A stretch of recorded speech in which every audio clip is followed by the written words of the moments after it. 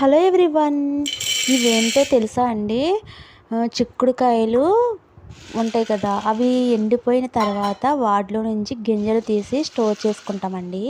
ఇవి స్టోర్ చేసుకుని సీజన్లో వీటిని ఉడకపెట్టుకుని తింటాం. చాలా బాగుంటాయండి. శనగల్లా ఉంటాయి టేస్ట్ అయితే.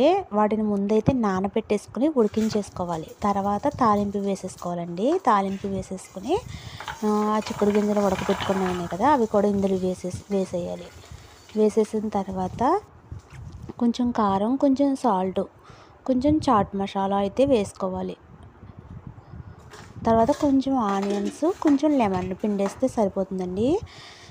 ఇవి గుగ్గిళ్ళు అంటారు వీటిని, కానీ చాలా బాగుంటాయండి. టేస్ట్ అయితే అదర్స్ చాలా బాగున్నాయి. వీడియో నచ్చితే సబ్స్క్రైబ్ చేసుకోండి. బాయ్ అండి, థ్యాంక్ యూ.